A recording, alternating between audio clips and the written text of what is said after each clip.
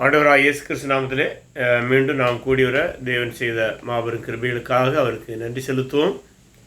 நாம் இயேசு கிறிஸ்துவின் வாழ்வு மற்றும் போதனைகளிலிருந்து தொடர்ச்சியாக பல வாரங்களாய் கற்று வருகின்றோம். அந்த வகையில் இன்றைக்கும் நாம் இயேசுவின் வாழ்விலிருந்து புதிய ஒரு வசன பகுதியை நாம் தியானிக்க இருக்கின்றோம்.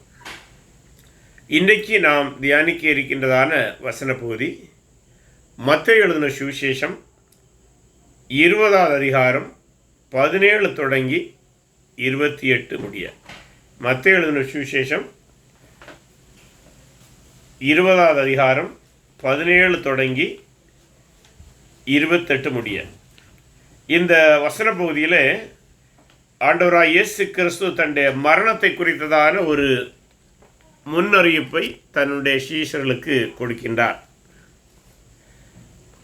இந்த நிகழ்வு மத்தேயு சுவிசேஷத்தில் மட்டுமல்ல, ஒத்த சுவிசேஷம் என்று சொல்லப்படுகின்றதான மார்க்கு சுவிசேஷத்தில் 10ஆம் அதிகாரம் 32 முதல் 45 வசனங்களிலும், லூக்கா சுவிசேஷம் 18ஆம் அதிகாரம் 31 முதல் 34 வசன பகுதியிலும் கூறப்பட்டுள்ளது.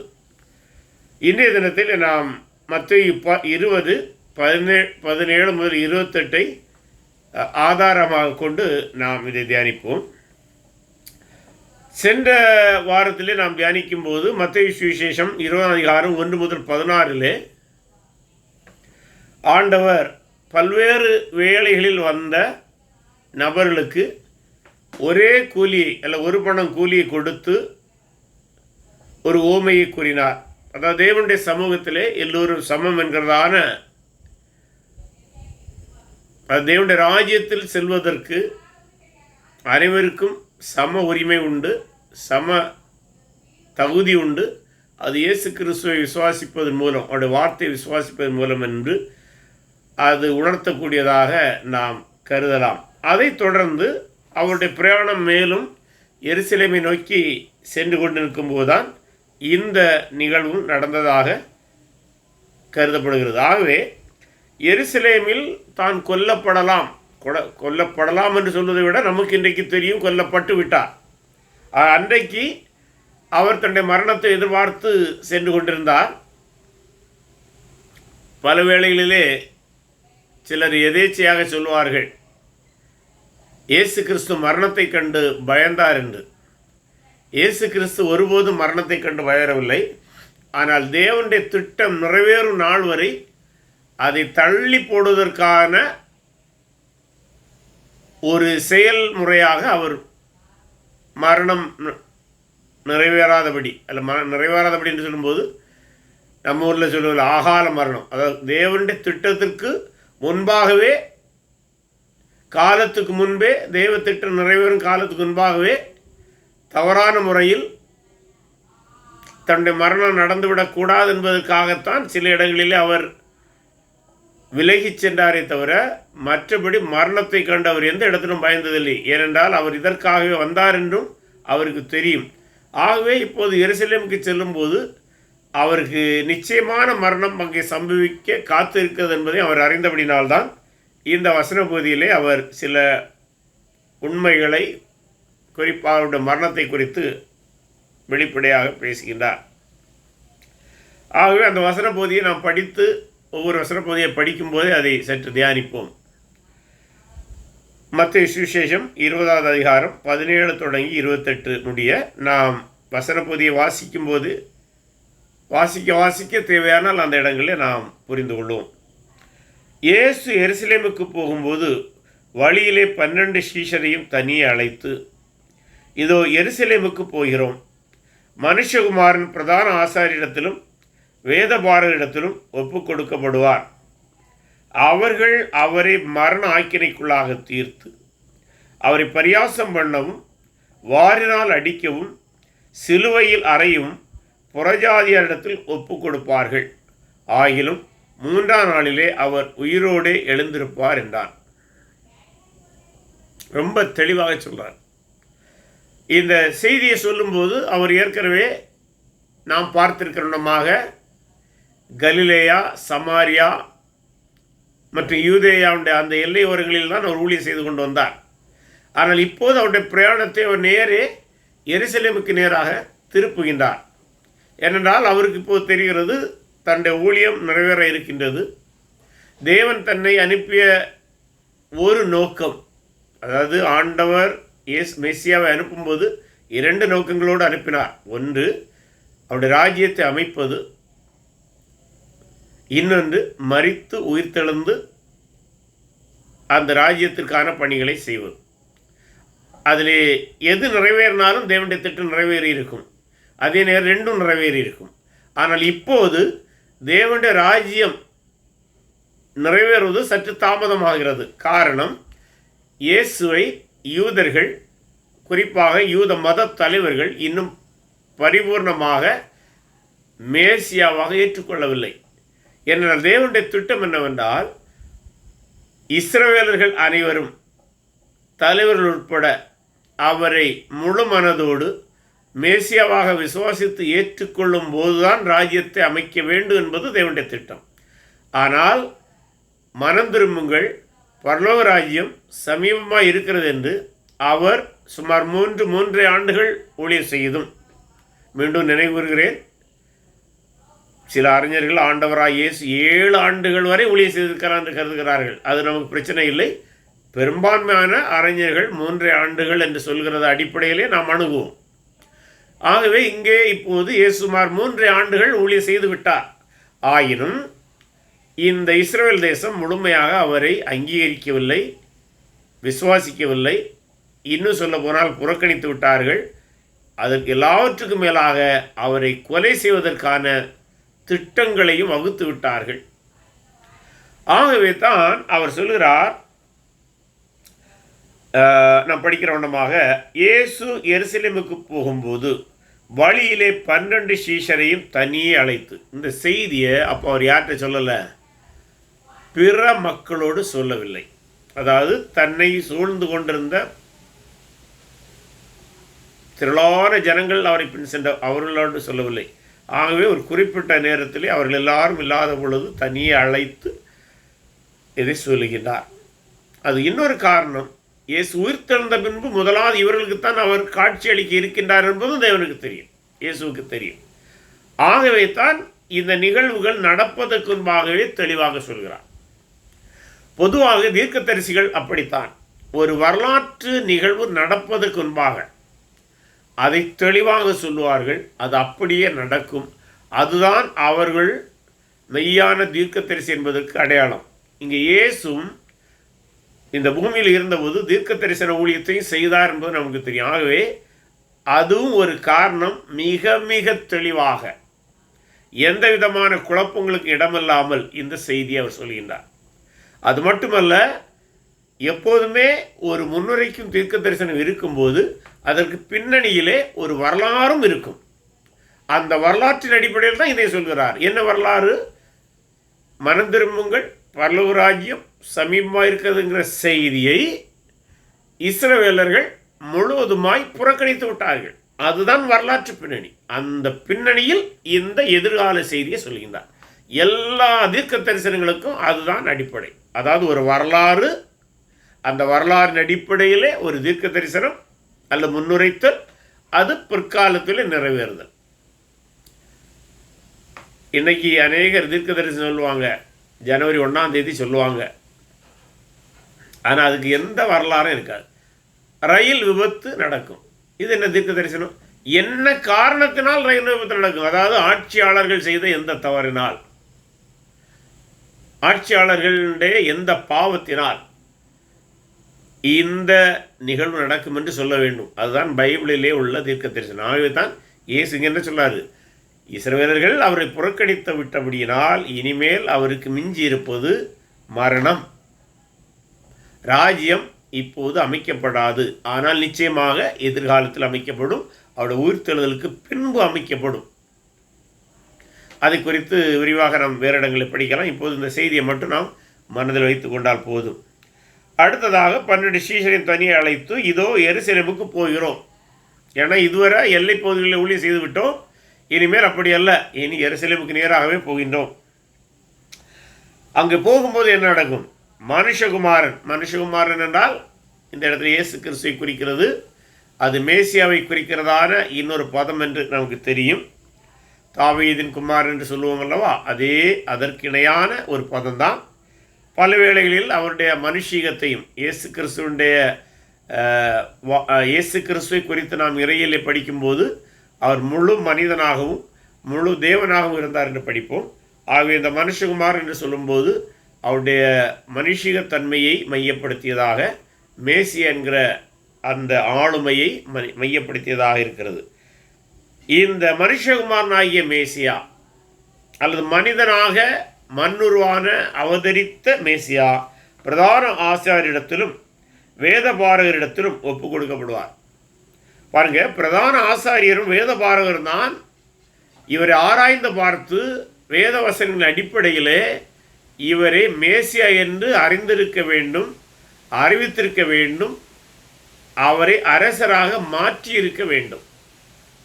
ஆனால் துரதிர்ஷ்டவசமாக அதற்கு நேர்மாறாக அவர்கள் நடந்து கொள்கிறார்கள். அதான் சொல்றாரு, மனுஷகுமாரன் பிரதான ஆசாரிடத்திலும் வேத பாரகரிடத்திலும் ஒப்பு கொடுக்கப்படுவார். அவர்கள் அவரை மரண ஆக்கினைக்குள்ளாய் தீர்த்து, பாருங்க, அவரை ராஜாவாக அறிவிப்பதற்கு பதிலாக மரண ஆக்கினைக்குள்ளாக தீர்க்கிறார்கள். தீர்த்து அவரை பரியாசம் பண்ணவும், யார தங்களுடைய ராஜாவை அறியாமல் பரியாசம் பண்ணுகிறார்கள். வாரினால் அடிக்கவும் சிலுவையில் அறையவும் புறஜாதியாரிடத்தில் ஒப்பு கொடுப்பார்கள். இந்த புறஜாதியார்கள் யார்? இந்த இடத்துல ரோமர்கள். உலகமெங்கும் உள்ள புறஜாதியாரை இப்போ ரோம ஆட்சியாளர்கள் இந்த இடத்துல பிரதிநிதித்துவப்படுத்த போகிறார்கள். ஆக இயேசுடைய மரணம் முழு உலகத்திற்கானது. யூதர்களுக்காய் மட்டுமல்ல, முழு மனிதருக்கான். புறஜாதிகளால் கொல்லப்படுவது மட்டுமல்ல, புறஜாதிகளுடைய பாவத்து நிமித்தம், புறஜாதிகளுடைய மீறுதல் நிமித்தம், இஸ்ரவேலருடைய மீறுதல் நிமித்தம், இஸ்ரவேலருடைய அறியாமை நிமித்தம், உலக மக்களினுடைய அறியாமை நிமித்தம் அவர் கொல்லப்படுவார். ஆகிலும் 3ஆம் நாளிலே அவர் உயிரோடு எழுந்திருப்பார் என்றார். பிற்பாடு அதே அப்படியே நிறைவேறினதும் நமக்கு தெரியும். அப்பொழுது இந்த செய்தியை சொல்லி முடிந்து மீண்டும் அவருடைய பிரயாணம் நடக்கிறது. அந்த சூழலிலே செபதேயின் குமாரனாகிய தாய் தன் குமாரோடு அவரிடத்தில் வந்து, அப்படியானால் இந்த நிகழ்வு கலிலேய பகுதியிலே நடந்திருக்கிறது. ஏன்னா செபதேயின் குமார்ன்ற யோவான், யாக்கோபோ என்பது நமக்கு தெரியும். அவருடைய தாய் அங்கே வருகிறார்கள் என்றால் அந்த கலிலேயுடைய பகுதியிலே அவர்கள் இருந்து இப்போது எருசலேமுக்கு நேராக புறப்படுகிற வேலையாக இருக்கலாம், அல்லது அவருடைய தாயும் இந்த பயணத்தில் இணைந்திருக்கலாம். ஏதோ நடந்திருக்கிறது. சரி, அது தாய் பயணத்திலே நடந்தார் என்பதை விட ஒருவேளை கலிலேயாவுடைய எல்லை பகுதிகளிலே இது நடந்ததாக கருதுவது அதிக சாத்தியமான ஒன்றாக இருக்கலாம். அப்பொழுது செபதேயின் குமாரனாகிய தாய் தன் குமாரரோடே, அதாவது யோவான் மற்றும் யாக்கோபு இருவரோடே வந்து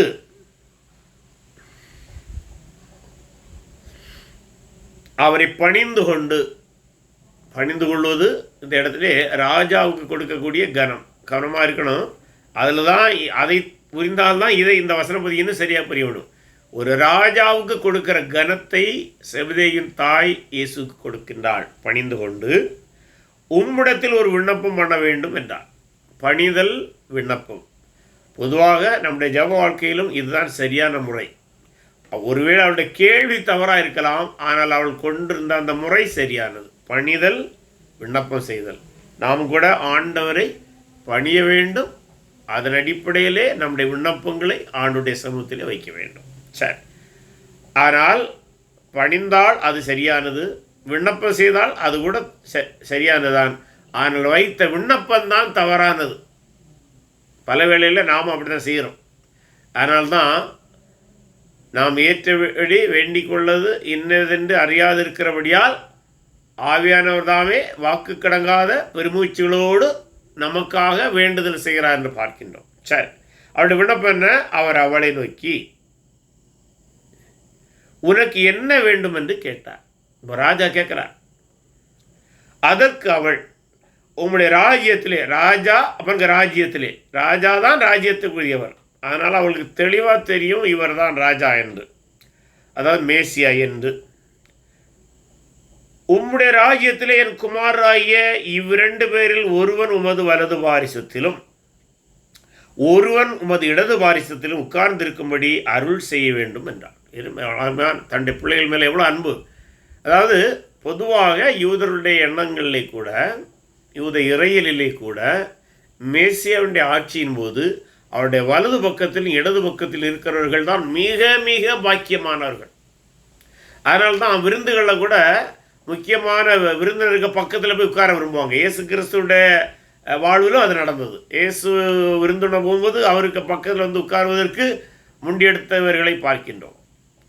ஆனால் அவள் சொல்கிறா, நீ ராஜ்யத்தை அமைக்கும் போது அவளுக்கு இந்த தெளிவாக தெரியும், இயேசு ஒரு நாள் ராஜ்யத்தை அமைப்பார். ஒருவேளை இப்போது யூத தலைவர்கள், யூத அரசியல்வாதிகள் அவர் ஏற்றுக்கொள்ளாதபடினாலே ராஜ்யம் தள்ளி போயிருக்கலாம். ஆனால் நிச்சயமாக ராஜ்யம் அமைக்கப்படும். அப்படி அமைக்கப்படும் போது என்னுடைய 2 பிள்ளைகளும் வலது வாரிசத்திலும் இடது வாரிசத்திலும் இருக்க வேண்டும்.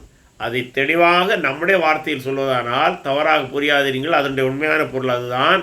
நீ ராஜாவாக இருக்கும்போது என்னுடைய மகன் வலது பக்கத்தில் ஒரு முக்கிய மந்திரியாகவும், என்னுடைய இன்னொரு மகன் இடது பக்கத்திலே முக்கியமான மந்திரியாக இருக்கணும். பொதுவாக பல நாடுகளில் முக்கியமான மந்திரி பதவி எதுன்னு கேட்டால், பல வேளைகளிலே ஒன்றில் உள்துறை அமைச்சமாக இருக்கும், அல்லது நிதி மந்திரி. இது 2 முக்கியமான பதவிகள். ஒன்று கஜானா, இன்னொன்று உள்நாட்டு பாதுகாப்பு, சில வேளை வெளிநாட்டு, இதெல்லாம் முக்கியமான துறைகள். அப்போ அவன் என்ன கேட்குறா, நம்ம பாஷையில் பேசினா, நீ ராஜாவாக வரும்போது என்னுடைய மகன்கள் 2 பேருக்கு மட்டும்தான் மிக மிக முக்கியமான துறைகளை கொடுக்க வேண்டும் இல்லையா? எல்லா மந்திரி சபையிலும் அதான் பிரச்சனை. உடனடியாக என்ன நடக்கிற, தொடர்ந்து படிப்போம். 22ஆம் வசனம். இயேசு பிரதியுத்தரமாக, நீங்கள் கேட்டுக்கொள்கிறது இன்னதென்று உங்களுக்கு தெரியவில்லை. அப்போ எங்கள் இடத்துல நீன்னு சொல்லலை, நீங்கள்னு சொல்கிறார். அப்போது யோவானுக்கும் யாக்கோபுக்கும் அந்த ஆசை இருந்திருக்கு. அவங்களும் சேர்ந்தா அதை கேட்குறாங்க. நான் குடிக்கும் பாத்திரத்தில் நீங்கள் குடிக்கவும், நான் பெறும் ஸ்நானத்தை நீங்கள் பெறவும் உங்களால் கூடுமா என்றார். அதற்கு அவர்கள் கூடும் என்றார்கள். இயேசு என்ன சொல்ல வருகின்றார் என்பதை புரிந்து சொன்னார்களா, புரியாமல் சொன்னார்களா?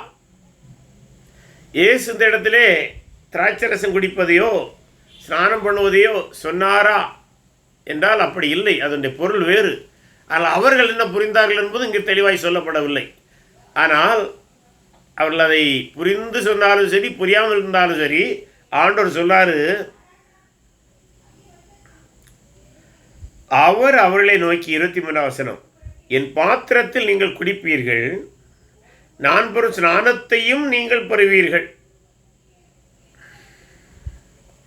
ஆனாலும் அது இல்ல, இது சாதாரணமாக உணவருந்தி பானம் படிப்பது ஸ்நானம் பண்ணுவதாக இருந்தாலும் சரி, அல்லது இயேசு கிறிஸ்து இடத்திலே தன்னுடைய மரணமாகிய ஸ்நானத்தை சொல்லுகிறாருங்கிறது தான் பெரும்பான்மையான கிறிஸ்தவ இறையியல் அறிஞர்களுடைய பார்வை. அது உண்மையும் கூட. ஆனால் இவர்கள் மரித்தாலும், இயேசுவை போல பாடுபட்டு மரித்தாலும், அவர் இயேசு என்ன சொல்லாரு, ஆனாலும் என் வலது வாரிசத்தில் என் இடது வாரிசத்தில் உட்கார்ந்திருக்கும்படி என் பிதாவினால் எவர்களுக்கு ஆயத்தப்படப்பட்டிருக்கிறதோ அவர்களுக்கு இல்லாமல் மற்றொருவருக்கும் அது ஆறுவது என் காரியமல்ல என்றார். இப்போ இயேசு முந்தின வசன பகுதியில் மரணத்தை குறித்து சொன்னார். இங்கே மறைமுகமாக தன்னுடைய மரணத்தை தான் சொன்னார். சிலுவை மரணத்தை சொல்கிறார். சிலுவை மரிக்கும் போது அவருடைய வலது பக்கத்திலும் இடது பக்கத்திலும் 2 பேர் அறையப்படுவார்கள் என்பதை மறைமுகமாய் சுட்டி காட்டுகிறார். மறைமுகம் என்றால் இவர்களுக்கு கேள்விக்கு. அதனால்தான் அவங்க அந்த இதை புரிந்தார்களா புரியவில்லையா என்பதை எனக்கு தெரியவில்லை. அதனால்தான் பல வேளைகளிலே சிலர் இந்த வசன பகுதியை அடிப்படையில் ஜபத்துக்கு என்ன சொல்லுவாங்கன்னா, நாம் அநேக வேளைகளிலே ஜபிக்கிற ஜபத்துடைய நோக்கத்தையும் கூட நாம் அறியாமல் ஜபிக்கிறோம். இவங்க கூட விண்ணப்பம் வச்சா இல்லை, அந்த விண்ணப்பத்துடைய இலக்கு என்னவென்றே அவளுக்கு தெரியாது, அதனுடைய சூழல் என்னவென்றே தெரியாது. அவள் ஒரு கற்பனையிலே கேட்கின்றார். கற்பனை என்று சொல்லும்போது அவளுடைய சுயநலத்தின் அடிப்படையில் கேட்கின்றார். ஆனால் நம்முடைய விண்ணப்பங்கள் சுயநலத்தின் அடிப்படையில் கேட்பதை விட தேவ திட்டங்களின் அடிப்படையில் கேட்பது தான் எப்போதுமே நலமானது. ஆகவே தான் நாம் தேவ திட்டங்களே வேத வசனத்தின் அடிப்படையிலே தெளிவாக அறிந்திருப்பது எப்போதும் நமக்கு பயனுள்ளதாக இருக்கும். அப்படி அவர் சொல்லும்போது மற்ற 24 மற்ற 10 பேரும் இதை கேட்டு இந்த 2 சகோதரர் பேரிலும் எரிச்சலானார்கள். ஏன்னா இப்போ இவங்களுக்கு என்னென்னா, இவங்களுக்கு இப்போ சிலுவைக்கு மரணம் ஞாபகம் வரல, சிலுவையின் பக்கத்தில் 2 பேர் இருப்பது இவர்களுக்கும் தெரியாது. ஆனால் இவர்களும் எதை நினைக்கிறாங்க, இவர் ராஜ்யத்தை அமைக்கும் போது இவர் நமக்கு ஒரு பொறுப்பு கிடைக்கும் நம்ம நினைக்கிறோம். ஆனால் முக்கியமான 2 துறையும் இவங்க எடுத்துட்டாங்கன்னா, ஒரே குடும்பத்தில் உள்ளவங்க எடுத்துட்டாங்கன்னா நமக்கு பிரச்சனை இல்லையா என்று அவர்களுக்குள்ளாகவே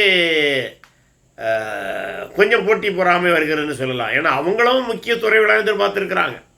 பேதுரு நினச்சிருப்பான், இயேசு எனக்கு ரொம்ப அன்பாக இருக்கிற அப்படின்னாலே எனக்கு தான் முக்கிய துறையை தருவார்.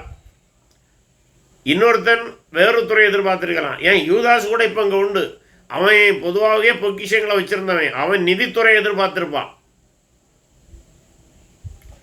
ஆக எல்லாருக்கும் ஒரு கடுப்பு தான் அவங்களுக்கு மேலே, ஒரு கண் வைத்தார்கள்னு சொல்லலாம். ஆனால் எரிச்சலானார்கள் என்று தெளிவாக வசனம் இருக்கிறது.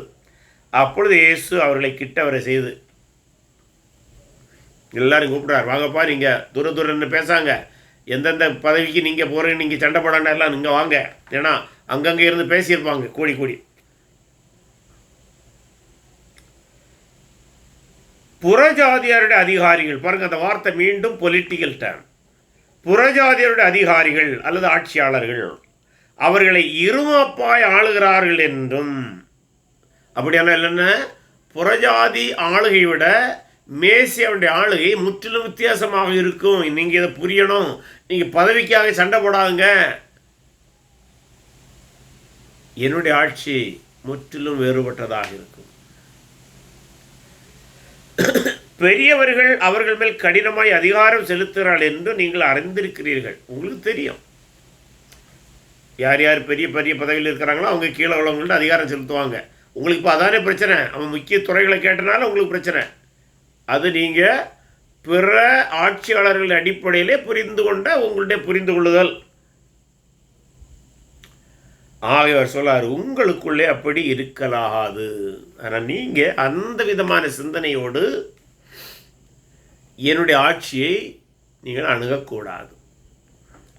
உங்களில் எவனாயிலும் பெரியவனாயிருக்க விரும்பினார், அது இந்த உலகத்திலும் சரி என்னுடைய ஆட்சி அமையும் போதாக இருந்தாலும் சரி, உங்களில் எவனாயிலும் பெரியவனாயிருக்க விரும்பினால் அவன் உங்களுக்கு பணிவிடைக்காரனாக இருக்க கடவர். இதில் தான் சொல்லுவாங்க சர்விங் மென்டாலிட்டி அல்ல சர்விங் லீடர்ஷிப், சர்வன்ட்ஹுட். நல்லா பல இறையியல் சிந்தனைகள் குறிப்பாக டிவோஷனலாக பிரசங்கம் பண்ணும்போது நாம் பணி செய்யும் மனப்பான்மையுடையவர்களாக இருக்க வேண்டும். Service mentality, serving attitude, servanthood, serving leadership, எப்படி எல்லாமே பல விதமான டேர்ம்களை இதில் தான் பேசுவாங்க. நல்லது, நிச்சயமாக அருமையானது கூட. ஆனால் என்ன சொல்கிறாரு, நீங்கள் அடிப்படையிலே பணி செய்ய தயாராக இருக்க வேண்டும், பதவி பெறுவதற்கு அல்ல. பதவி பெறுவதற்காக நீங்கள் அடி போட வேண்டாம், சண்டை போட வேண்டாம், பொறாமை கொள்ள வேண்டாம், எரிச்சல் அடைய வேண்டாம். நீங்கள் பணி செய்வதற்கு ஆயத்தமாக இருங்கள். இயேசு தன்னுடைய ராஜ்யத்தில் உள்ள ஒவ்வொரு குடிமகன் மீதும், இந்த 12 பேர் மதம் இல்லை, இன்றைக்கு நம்மை கூட அவர் எதிர்பார்ப்பது நம் ராஜ்யத்தின் புத்திரர் என்பதை மறந்துவிடக்கூடாது. இயேசு கிறிஸ்து நமக்காய் மரித்து உயிர்த்தெழுந்தபடியினால், அவரை விசுவாசிக்கிறபடியினாலே அவர் ராஜ்யத்தை அமைக்கும்போது அவருடைய ராஜ்யத்தில் நமக்கு பொறுப்புண்டு, பங்குண்டு, நாம் அந்த குடிமக்களாக இருக்கிறோம்.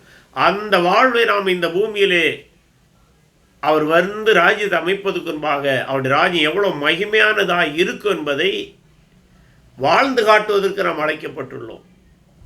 ஆகவே நாம் அதே விதமாக நாம் அதை புரிந்து கொள்ள வேண்டும். எப்படி?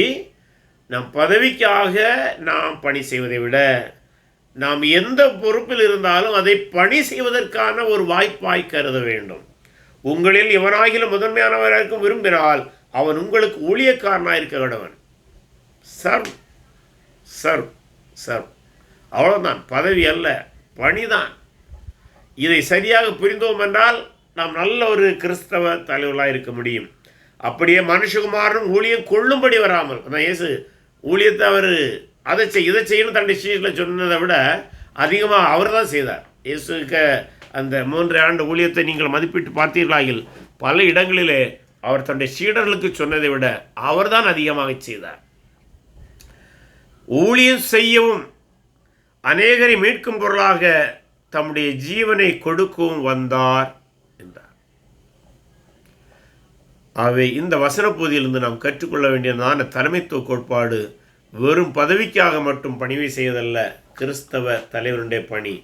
மாறாக நமக்கு கொடுத்த தருணங்கள், பதவிகள், அதிகாரங்கள் எதுவாக அதை எடுத்துக்கொண்டாலும் சரி, சபையாக இருந்தாலும் சரி, சபைக்கு வெளியே சமுதாயத்தில் இருந்தாலும் சரி, நாம் எந்த துறையில் இருந்தாலும் சரி, அதை ராஜாவுடைய பணியை செய்வதாக கருதி ராஜ்யத்தின் புத்திரராக நாம் சிறந்த பணியை செய்ய கடமைப்பட்டுள்ளோம், அழைக்கப்பட்டுள்ளோம். இதைத் தொடர்ந்து ஆண்டவர் இன்னும் ஒரு செயல் அல்லது அற்புதத்தை செய்ததை நாம் இன்று தியானிக்கலாம் என்று கருதுகிறேன், நேரம் இருக்கிறபடியினாலே.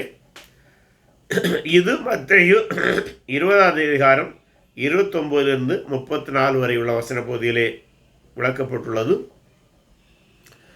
இந்த அற்புதமும் கூட மார்க் 10ஆம் அதிகாரம் 46 52 லூக்கா 18ஆம் அதிகாரம் 35 43 வசன பகுதிகளிலும் பதிவு செய்யப்பட்டுள்ளது.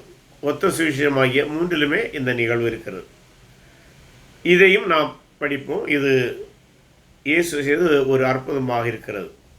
அவர்கள் எரிகோவிலிருந்து புறப்பட்டு போகையில், அப்படின்னா இப்போது அவர் எருசலேமுக்கு நேராக வரும்போது எரிகோவை அடைந்திருக்கின்றார். எரிகோவிலிருந்து புறப்படும் போது நடந்த நிகழ்வாக இருக்கிறது. திரளான ஜனங்கள் அவருக்கு பின் சென்றார்கள். அப்பொழுது வழி அருகே உட்கார்ந்திருந்த 2 குருடர் இயேசு அவ்வழியே வருகிறார் என்று கேள்விப்பட்டு, ஆண்டவரே, தாவீதின் குமாரனே, எங்களுக்கு இறங்கும் என்று கூப்பிட்டார்கள். பாருங்க, இந்த இடத்துல தாவீதின் குமாரன் என்பது மேசியாவுக்கான வார்த்தை. ஆண்டவரே, லார்ட் என்று சொல்வதும் இந்த இடத்தில் மேசியாவுக்கான வார்த்தை தான். பாருங்கள், அந்த குருடர்களுக்கு இயேசுவை மேசியா என்று அறிந்திருக்கிறார்கள், ஆனால் தலைவர்கள் அறியவில்லை.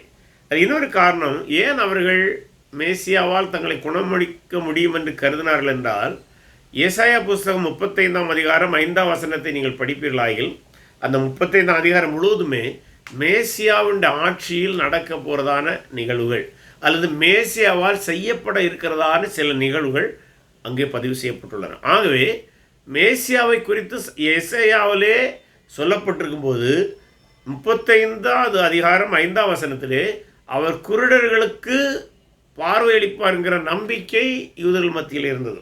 அதன் அடிப்படையில் இவர் மேசியாவாக இருக்கிற அப்படின்னாலே இவரால் எங்களை சுகப்படுத்த முடியும் என்கிற நம்பிக்கை அடிப்படையில் அவரை நோக்கி அவர்கள் கூப்பிடுகிறார்கள்.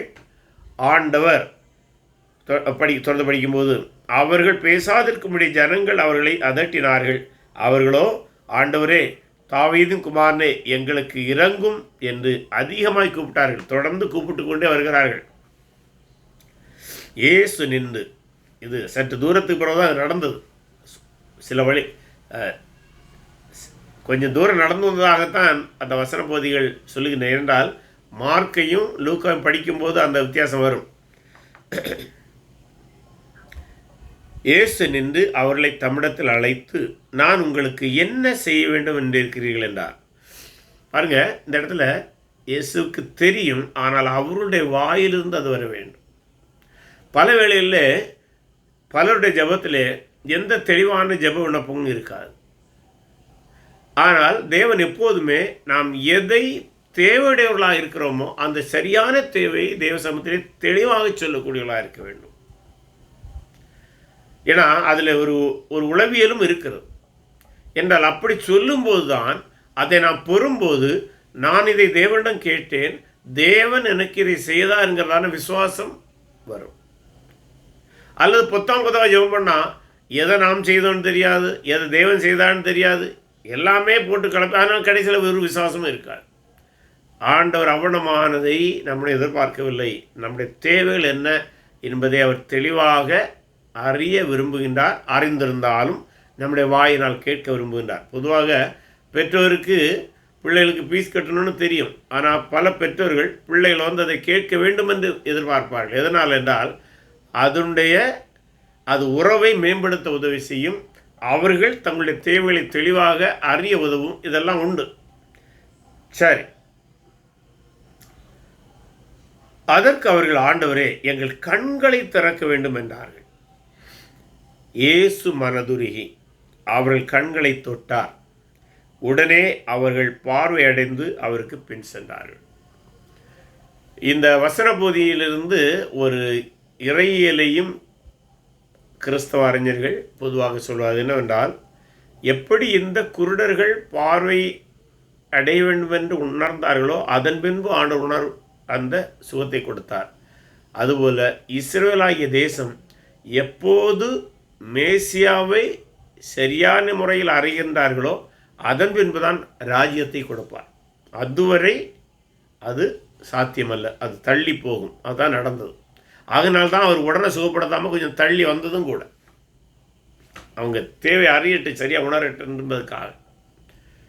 சரி, ஆனால் இந்த வசன பகுதியிலே சிலர் இதை படித்துவிட்டு மத்தேயு, மார்க்கு, லூக்கா மூன்றை ஒப்பிட்டு பார்த்துவிட்டு இந்த வசன பகுதியில் முரண்பாடு இருக்கிறது, அது எப்படி பரிசுத்த ஆவியானவர் எழுதின வசன பகுதியில் முரண்பாடு வரலாம் என்று கிறிஸ்தவத்தின் மீது காழ்ப்புணர்ச்சியினாலே அல்லது பைபிளை அரைவேக்காட்டுத்தனமாக அரைகுறையாய் படித்துவிட்டு ஆய்வு செய்யாமல் அதற்கான விளக்கங்களை படிக்காமல் பேசுவதுண்டு. இப்போது கூட யூடியூப்பில் ஒரு கிறிஸ்தவராக சில ஆண்டுகளுக்கு முன்பாக இருந்த ஒரு மனிதர், கிறிஸ்தவர் என்றால் அவர் போலி கிறிஸ்தவர் தான். ஏன்னா உண்மையான கிறிஸ்தவர்கள் ஒருபோதும் பின்வாங்கி செல்ல மாட்டார்கள். ஏன்னா கிறிஸ்தவ வேடம் தரித்து கிறிஸ்தவர்கள் போல வாழ்ந்து பல ஆண்டுகள் கிறிஸ்தவத்தினுடைய நன்மைகளை அனுபவித்து விட்டு அந்த நன்மைகளால் திருப்தி அடைந்து அதைவிட நல்ல பொருளாதார நன்மைகள் வேறு யாராவது மறைமுகமாய் கொடுப்பார்களானால் அதை வாங்கி வைத்து கொண்டு செக்யூலரில் பேசுகிறேன், செக்யூலராக மேட்டரில் பேசுகிறேன் அப்படின்னு எதையாவது போலியான சால்ஜாப்புகளை பேசிக்கொண்டு கிறிஸ்தவத்துக்கு விரோதமாய் பேசுகிற பல போலிகள் உண்டு. அவர்கள் ஒருவேளை சொல்லுவாங்க, நாங்கள் எக்ஸ் கிறிஸ்டியன், ஆங்கிலத்தில் முன்னாள் கிறிஸ்தவர்கள். நல்லா புரிஞ்சுங்க, முன்னாள் கிறிஸ்தவர்கள்ங்கிற ஒரு பதமே தவறானது. பைபிளில் அப்படி ஒரு முன்னாள் கிறிஸ்தவன் என்கிற ஒரு பதம் கிடையாது, சரித்திரத்திலும் கிடையாது. அப்படி ஒரு சரியான பதம் கிடையாது. வேண்டுமென்றால் முன்னாள் போலி கிறிஸ்தவன் என்று சொல்லலாம், முன்னாள் போலி கிறிஸ்தவன் என்று சொல்லலாம், அல்லது மொத்தமாக போலி கிறிஸ்தவன். போலி கிறிஸ்தவனாக இருந்துவிட்டு பிற்காலத்திலே அவன் கிறிஸ்தவத்தை மறுதளிப்பது போல காட்டுவான். எப்படி யூதாஸ் ஒரு போலியான வாழ்க்கையை இயேசுவோடு வாழ்ந்து கொண்டிருந்தானோ அதுபோல் இயேசுக்கு தெரியும். இங்கே பாருங்கள், இந்த வசன பகுதியில் முரண்பாடு என்று ஒருவன் சொல்கிறான் என்றால் அவன் பைபிளை படிக்கவில்லை, படிக்க வேண்டிய முறையில் படிக்கவில்லை, மனதை அப்ளை பண்ணி சொல்லுவாங்க. ஆங்கிலத்தில் அப்ளை யுவர் மைண்டுன்னு சொல்லுவாங்க. அதுக்கு பொருள் என்ன தெரியுமா? குருட்டாம்போக்கில் எதையும் புரியக்கூடாது, தான் தோன்றித்தோரமாய் புரியக்கூடாது, தனக்கு தெரிந்ததுதான் சரி என்று கருதக்கூடாது. அவைகளை தீர கவனமாய் ஆய்வு செய்து படிக்க வேண்டும். இந்த செக்யூலர் மேட்ரு, அந்த மேட்ரு, இந்த மேட்ருன்னு ஏதாவது நம்ம உளறி கொட்டக்கூடாது. பைபிளில் முரண்பாடு இருக்கிறது என்று நான் முன்பு ஊழியக்காரனாக இருந்தேன், இப்போது அது தவறென்று புரிந்து கொண்டேன் எல்லாம் குழப்புகிற பலரை உங்களுக்கு தெரியும். நான் பேர் சொல்ல விரும்பவில்லை. பேர் சொல்வதற்கு அவருக்கு பேரும் யாருக்கும் நமக்கு தெரியாது. அவர் பல்வேறு பேர், ஒருக்கு அவர் பேரை சொல்கிறார், இன்னொரு பேரை சொல்கிறாரு. ஆகவே அவர் உங்களுக்கு சிலருக்கு தெரியலாம். அதனால் நம்ம அவரை இப்போ பெரிய அளவில் பேச வேண்டிய தேவையில்லை. புரிந்து கொண்டால் சரியாக இருக்கும். அவரை போல பலர் எழும்பியிருக்கின்றார்கள். சரி, முரண்பாடு இருக்கிறதா என்றால் இல்லை. ஆனால் முரண்பாடு என்று சொல்கிறவங்க முக்கியமாக 2 காரியத்தை சொல்கிறார்கள். ஒன்று, மத்தேயு 2 பேர் என்று சொல்கிறாரு, லூக்காவும் மார்க்கும் ஒருவர் என்று சொல்கிறாரு. இன்னும் சொல்ல போனால் மார்க்கு பர்திமு என்கிற ஒரு பெயரையும் சொல்கிறார். இதில் எது உண்மை? முதல் கேள்வியாக அவர்கள் கேட்பது. 2வது, சிலர் கேட்பது, இந்த 3 வசனங்களில் படிப்பீங்கன்னா ஒரு இடத்துல வரும், அவர்கள் எருசலேமுக்கு போகும்போதுன்னு வரும். உதாரணமாக லூக்கா எரிகோவுக்கு எருசலேமில் எரிகோ, லூக்கா சொல்றாரு எரிகோவுக்கு சமீபமாய் வரும்போது ஒரு கூட்டம் வருகிறான்னு பார்க்கிறோம். மத்தேயுடைய புஸ்தகத்தில் படிக்கும்போது எரிகோவிலிருந்து புறப்படுகையில் வருகிறது.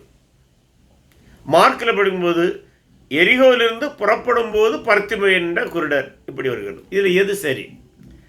ஆகவே எத்தனை குருடர்கள் என்பது ஒரு கேள்வி, எங்கு நடந்தது என்ற ஒரு கேள்வி. இதில் ஒரு முரண்பாடும் இல்லை. முதலாவது நம்ம புரிய வேண்டியது, எரிகோவிலே அந்த காலத்தில் பழைய எரிகோ புதிய எரிகோ என்று 2 இடங்கள் அடுத்தடுத்து இருந்தது.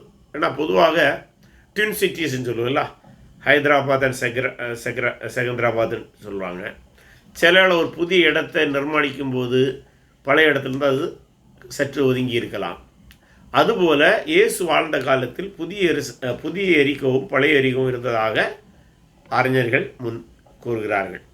அதில் நீங்கள் புதிய எரிகோ எடுத்தாலும் சரி, பழைய எரிகோ இருந்தாலும் சரி, 2ல் 1 வயசு வருஷா ஒரு எரிகோவிலேருந்து இன்னொரு எரிகோவுக்கு போகிற இடத்துல தான் இது நடக்கிறது. அதனால தான் போகும்போது, சமீபமாய் போகும்போது, புறப்படும் போகுங்கிற அந்த வார்த்தைகள் அந்த குழப்பத்தை ஏற்படுத்துகிறது.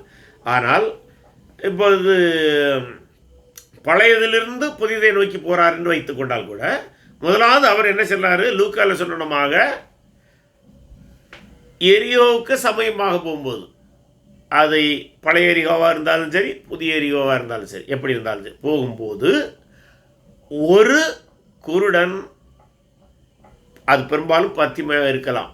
ஏன்னா மார்க்கு சொல்கிறதும் லூக்கா சொல்கிறதும் ஒரே நபராகத்தான் இருக்கலாம் என்று கருதப்படுகிறது. எப்படி இருந்தாலும் பிரச்சனை இல்லை. அந்த பேர் ஏன் ஒருத்தண்ட பேரை மட்டும் 2 பேர் வந்தாங்க, மத்தையில் 2 பேர் பார்க்குறான், ஏன் ஒருத்தங்க பேரை சொல்லப்படுகிறால் அவனுடைய பெயர் அதிக பிரதிபலியமாக அந்த மக்களுக்கு தெரிந்திருக்கலாம், அல்லது அந்த ஒருவன் நான் முதலாவது கூப்பிட்டவனாக இருக்கலாம், அது ஒரு சாத்தியம். இன்னொன்று, சிலருடைய பார்வை அந்த 120 பேர்கள் வேல் வீட்டில் இருந்தார்கள் அல்லவா, அதில் இவனும் ஒருவன் என்று கருதுகிறார்கள். அது சாத்தியமானதாக இருக்கலாம். ஆகவே தான் அந்த பெயரை சிறப்பாக சொல்கிறார்கள். அதில் பாருங்கள், மார்க் தான் அந்த பெயரை சொல்கிறான். அந்த பெந்தேகோஸ்து மேல் வீட்டில் நடந்ததும் மார்க்கோட வீடு என்று பலர் கருதுகிறார்கள். ஆகவே எல்லாம் ஒத்து வருகிறதை நாம் அறிகின்றோம். சரி, மாற்று கருத்து இருந்தால் தவறொன்றுமில்லை. இந்த ஒருவேளை பர்த்திலேமை என்றே வைத்துக்கொள்வோமே, பர்திமை என்றே வைத்துக்கொள்வோமே, அவன் தான் முதலாவது கூப்பிடுகிறான், ஆண்டவரே தாவீதின் குமாரனே எங்களுக்கு இறங்கும் என்று கூப்பிட்டு கொண்டே போகிறான். இயேசு ஒரு எரிகோவிலிருந்து இன்னொரு எரிகோவுக்கு போகிறதாக கூட நம்ம கருதி கொள்ளலாம். இயேசு உடனடியாக அவனுக்கு பதில் சொல்லவில்லை. ஏனென்றால் இயேசு ஒருவேளை அறிந்திருப்பார், இன்னொருத்தன் வருவான் என்று அவர் அறிந்திருக்கலாம், அல்லது இவனை கொஞ்ச நேரம் கூப்பிட வைக்கணும். ஏன்னா இஸ்ரேல் மக்கள் அவரை தேடி தொடர்ந்து கூப்பிட வேண்டும் என்கிற அந்த தாமதத்திற்காக கூட இது ஒரு பாடமாக தன்னுடைய சீடர்களுக்கு கற்றுக் கொடுக்க கருதி இருக்கலாம். ஆகவே என்ன நடக்கிறது என்றால், இவன் தொடர்ந்து கூப்பிட்டு கொண்டே போகின்றான். அப்போது இன்னொருவன் வந்து சேர்கிறான். இந்த 2 பேரையும் தான் மத்தேயு சொல்கிறார். இந்த 2 பேரும் சேர்ந்த பின்பு உள்ள நிகழ்வை மத்தேயு சொல்கிறார். ஆரம்பத்தில் அழைத்து கொண்டு வந்ததை லூக்கா சொல்கிறார். ஆகவே தான் சமயமாக வந்தபோது ஒரு இடத்திலிருந்து புறப்பட்டு, பழையதிலிருந்து புறப்பட்டு புதுக்கு சமயம் வாய்ந்தபோது, அல்லது புதிய எரிகோவிலிருந்து புறப்பட்டு பழையதுக்கு சமயமாய் போகுது, எப்படி இருந்தாலும் சரி, இன்பிட்வீன் தான் இந்த சம்பவம் நடந்தது. இன்பிட்வீன் த ஓல்டு எரிகோ அண்ட் த நியூ ஜெரிகோ, பழைய எரிகோவுக்கும் புதிய எரிகோவுக்கும் இடையில் தான் இந்த நிகழ்வு நடந்திருக்க வேண்டும். அப்போ தான் இதை சரியாக பொருத்த முடியும். ஆகவே இப்போது 2 பேர் வந்து விட்டார்கள். அதன் பின்பு இயேசு உங்களுக்கு என்ன வேண்டும்னு கேட்குறாரு. அவர்கள் தங்களுடைய தேவையான பார்வை குறைபாடை சொல்கிறார்கள். ஏனென்றால் அவர்கள் பார்வை மாற்றுத்திறனாளிகளாக இருந்தார்கள். இயேசு அவர்களுக்கு சுகத்தை கொடுத்ததை நாம் பார்க்கின்றோம். அதன் மூலம் தன்னுடைய சீடர்களுக்கு ஒரு பாடத்தை கற்றுக் கொடுத்தார். என்னவென்றால், ராஜ்யத்தை அமைப்பதற்கு தாமதமாகும். எப்படி இவர்களுக்கு சுகம் கிடைப்பதை சற்று தாமதப்படுத்தினாரோ, அதுபோல மேசியா தன்னுடைய ராஜ்யத்தை அமைப்பதும் தாமதமாகும். ஏனென்றால்